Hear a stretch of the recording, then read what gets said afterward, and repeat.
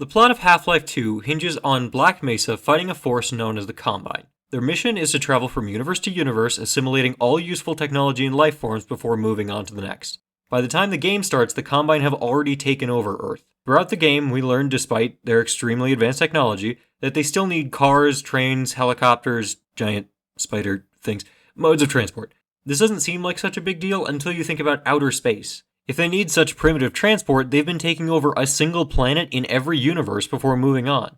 If they had a way to instantly move across massive amounts of space, they'd be completely unstoppable. They could enter a new universe, occupy every inch of it instantly, and then move on to the next.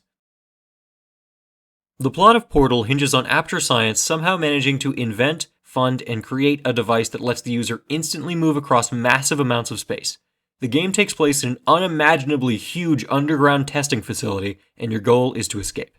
The game is brilliant at comedy, puzzles, and most importantly, atmosphere. Every chamber has at least one observation deck, but they're always empty. Even the back rooms of the facility are completely vacant. By the end of the game, we learn what happened to leave Aperture Science completely abandoned. The main computer, GLaDOS, went completely insane and killed everyone. The only reason she didn't kill you is that she was modified at the last second with a morality core. During the final boss fight, though, GLaDOS alludes to something having happened on the surface, too, something she had nothing to do with. I have an infinite capacity for knowledge, and even I'm not sure what's going on outside. All I know is I'm the only thing standing between us and them.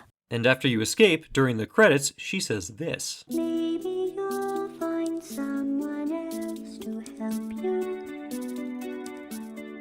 Maybe Black Mesa. These games take place in the same universe.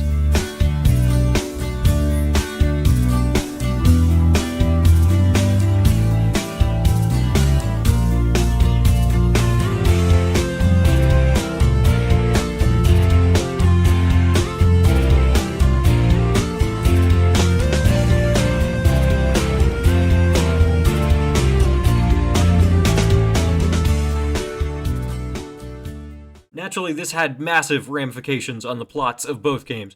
Now both games are connected by the same larger story, but here's the thing. Each game is also elevated on its own, even without the context of the other's existence. In Portal, you feel a new sense of dread at learning the fact that this murder box full of psychotic robots is apparently better than whatever's out there. And in Half-Life, you know the stakes if the Combine get a hold of this technology, and sure enough they do right before... nothing. They reveal that the Combine have Aperture Science technology right at the end, and then there's a cliffhanger. Anyway, as an example of a more modern pair of stories that I think connect brilliantly, Undertale and Deltarune. See, these two games connect to each other in the exact opposite way of Half-Life and Portal, in that these two games are obviously connected to the point of having dozens of shared characters, but the only problem is that none of them are the same versions as the other game's counterparts. In one game, the character Alphys is a royal scientist, while in the other, she's a schoolteacher. But they're both still her. In both games, she's still the same lovable lesbian lizard that watches the same anime, clearly has a passion for knowledge, and even has a crush on the same fish. The same is true for basically every character, and the ones that only exist in one game and not the other have hints implying that their absence is intentional in some way. We know the two must be connected, but the exact method of said connection is left intentionally vague. And the important part is that the connection is by no means necessary to understand the story that each game has to tell, and the mystery of how these games relate is its own thing with its own story. Now, I didn't just talk about Undertale and Half-Life so that you know why Deltarune's my favorite game, or why I need Half-Life 3 as much as I need Lusamine to step on me and spit in my mouth. No. I told you these stories because they're, in my opinion, the best examples of shared universes. Both sets of games not only work as a shared story, but they can also be consumed individually without the context of the other, and are elevated by the context of the other. Which is something I wish I could say for Hell of a Boss and Has-Been Hotel. Now, this isn't to say that each show doesn't stand on their own. They do. Both shows are pretty good. The problem is that their shared universe seems to be actively detrimental to the overall quality of each show. Let's start with Has-Been Hotel. We're in hell, and every year angels come down from heaven to exterminate human souls as a form of population control.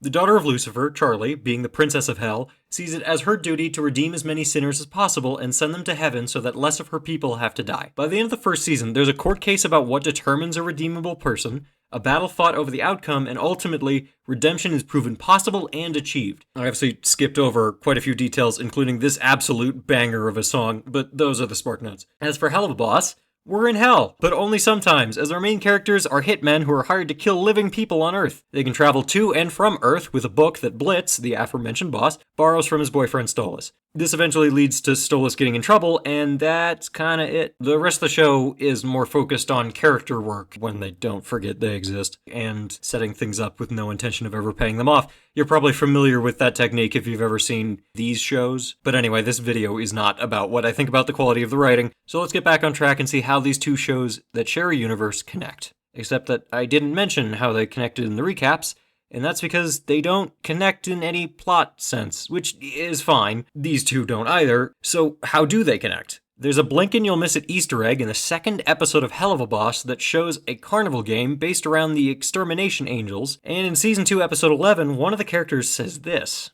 Since long before the golden angels fall. And that's it. Has-Been itself has yet to mention anything to do with Hell of a Boss in any way, which makes this whole thing feel like a very one-sided relationship. So that leaves about 6 seconds, 5 of which are at the end of the second season, the only connection between the two, which isn't nothing, but holy shit.